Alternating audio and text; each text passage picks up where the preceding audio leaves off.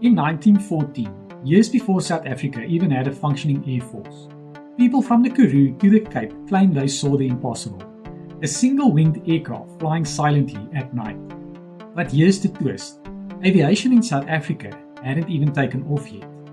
No known pilot had the capability, no known plane could have made the journey, and yet the sightings kept coming in, detailed, consistent and terrifying. So what was it? A secret test? A foreign spy? Or perhaps something out of this world? Eyewitness accounts was published in local newspapers, and the sighting sparked government concern across the British colonies. Even aviation historians today admit they do not know what flew in South African skies in 1914. This is the forgotten case of South Africa's first UFO sighting, and what you're about to hear has never been fully explained. It began just after sunset. A farmer and his son were walking back from the fields when they noticed a strange object cutting across the amber sky.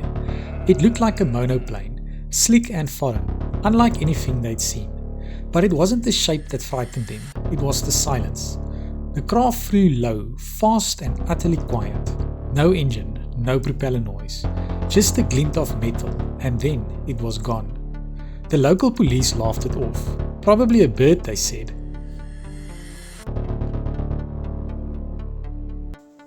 In the days that followed, sightings began to spread. Telegraph operators, railway workers and townfolk from Cradock to Port Elizabeth described the same thing. A strange, single-winged aircraft flying overhead at night, sometimes flashing a beam of light, like a searchlight, down onto the landscape. No one knew where it came from. No one could trace the flight path. There were no takeoffs, no landings, just a sudden appearance, and then it vanished.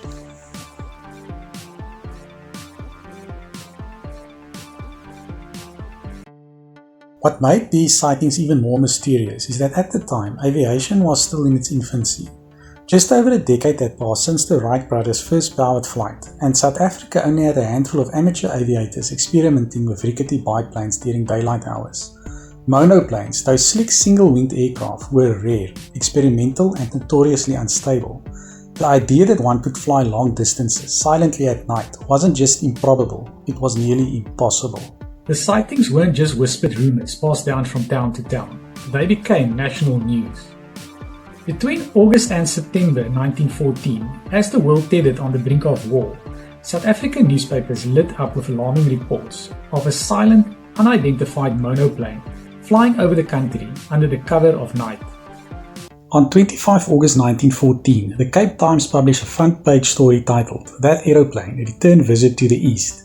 Eyewitnesses from East London and Port Elizabeth described the same thing, a slick aircraft flying low, utterly silent, casting a strange sweeping beam of light onto the ground below. Just 4 days later, the mystery deepened. The Cape Times ran another story, Defence Department and aeroplanes, no Union machines. The government had issued a formal statement, no known aircraft were in the skies. At the time, South Africa had no functioning air force and no civilian flights had been approved. Officially, nothing should have been flying. Then, on 5 September, aviation pioneer John Weston gave his view in a third article titled "Aviator Discusses Air Visitors."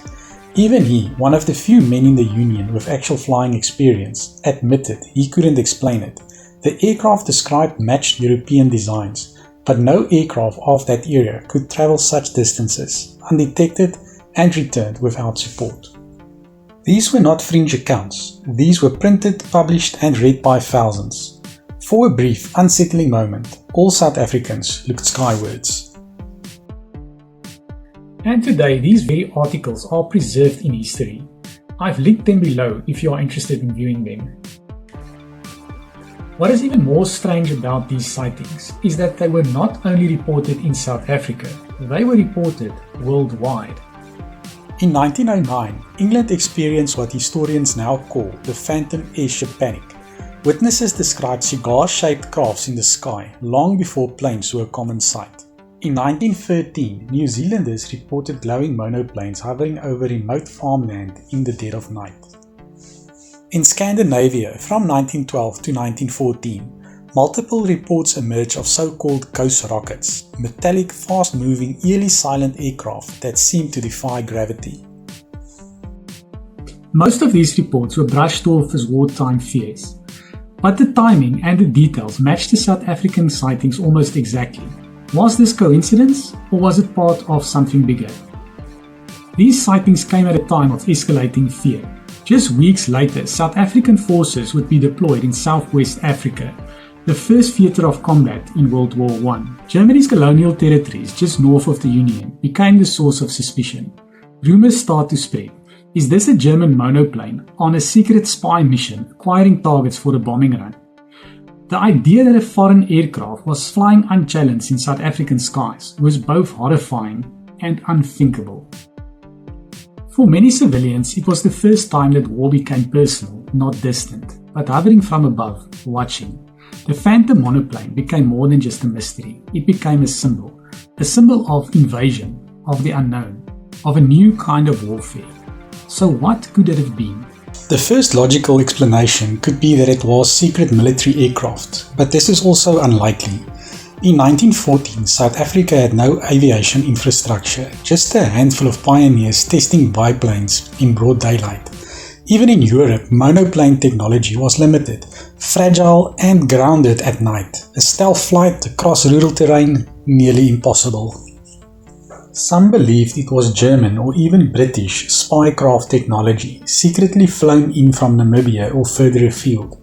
But military records from both empires show no such capability at the time. Even Zeppelins didn't have the range, nor the silence. Could it have been something else? The silence, the speed, the cross-country sightings at the time. It all reads like a modern UFO report, only this was decades before Roswell. So, was it visitors from the stars? Or a glimpse into future technology? Or did everyone experience mass hallucinations? No one knew for sure, but not everyone was convinced that the sky held secrets. Or spies. In places like the Karoo, unusual weather conditions, like temperature inversions, can bend light and create mirages, causing atmospheric phenomena. A distant train lantern, a fire on a hill. Under the right conditions, these might look like something flying. One can also not discount the impact of mass suggestion. Once the papers printed the first story, the country was primed to see what it feared. Stars, birds, even clouds all became suspect. It was the perfect storm for collective misperception. This also leads to natural objects being misidentified. Owls, eagles, large birds flying low at dusk can seem unnaturally large, even silent. Add in wartime stress and rural isolation, and the mind filling the blanks with the worst case scenario. And then lastly, there is the lack of physical evidence. Despite dozens of sightings, there were no photos, no crash debris, no landings, not even a footprint. The fact alone suggests that monoplanes may have been a phantom of perception, not metal and rivets. To this day, the 1940 monoplane remains one of South Africa's most haunting aerial mysteries. A glimpse into the future, mass fear, or perhaps a visitor from another star system. We may never know. Hey, I'm Jacques, the guy who just took you down this bizarre rabbit hole. If you made it all the way to the end, thank you. Seriously, you're a legend. I truly appreciate your time. I post news stories every week, diving into the strangest, creepiest, and most unbelievable mysteries out there, just like this one. So if you're into that kind of thing, hit the subscribe button. I've got some wild ones coming, and I promise I won't disappoint.